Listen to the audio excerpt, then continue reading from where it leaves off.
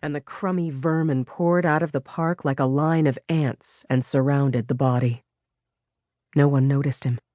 There were no keening sirens, no, "Dude, did you see what happened?" Nothing.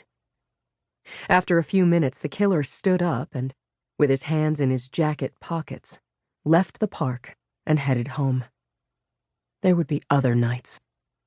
One of these times, he was bound to get lucky. Chapter 2. On Monday morning, Assistant District Attorney Yuki Castellano was in the San Francisco DA's conference room, sitting across the mahogany table from a boyishly handsome young man. Yuki was building a sexual abuse case that she thought, if brought to trial, could change the face of rape prosecution on a national scale. An executive at a top creative San Francisco ad agency had allegedly raped an employee at gunpoint, and Yuki was determined to try the case.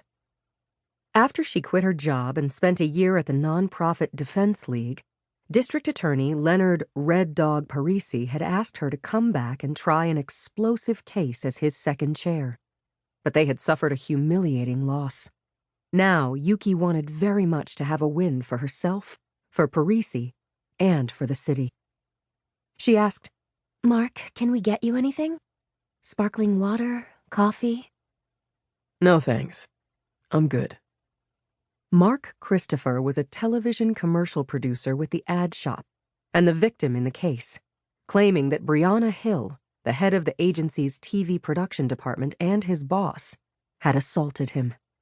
The sex crimes detail of SFPD's Southern Station had investigated Christopher's complaint and found convincing enough evidence to bring the case to the DA's office. After reviewing the evidence and meeting with Christopher, Yuki had asked Parisi to let her take the case to the grand jury. Parisi said, "Yuki, this could be a glue trap. You're going to have to convince a jury that this kid could keep it up with a loaded weapon pointed at his head, that a woman could rape him. You really want to do this?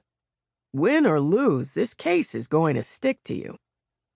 She said, "Len, I'm absolutely sure he was raped, and I can prove it. If we get an indictment, I want to run with this." "Okay," Len said dubiously. "Give it your best shot." In Yuki's opinion, non-consensual sex was rape, irrespective of gender. Women raping men rarely got traction unless the woman was a school teacher or in another position of authority, and the victim was a child or, more commonly, a teenage boy. In those instances, the crime had more to do with the age of the victim than a presumed act of brutality by a woman. In this case, Brianna Hill and Mark Christopher were about the same age, both in their late 20s. Christopher was Hill's subordinate at the ad shop, true, but he wasn't accusing her of sexual harassment at work.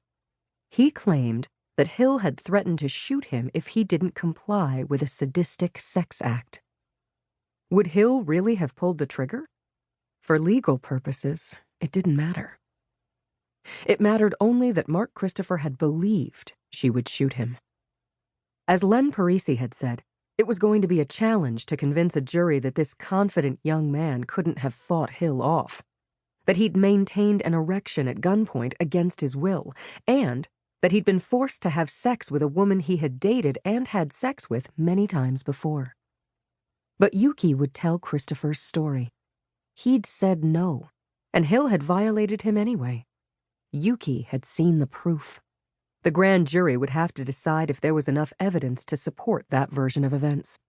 Once this case went to trial, win or lose, Mark would be known for accusing a woman of raping him. If Brianna Hill was found guilty, she would go to jail, and the face of workplace sexual harassment would change. Chapter 3. Glass walls separated the conference room from the hallway, with its flow of busy, noisy, and nosy foot traffic. Yuki ignored those who were sneaking looks at the broad-shouldered, dark-haired agency producer slumping slightly in his chair. He was clearly wounded, describing what he claimed had transpired 2 months before, and seemed very vulnerable.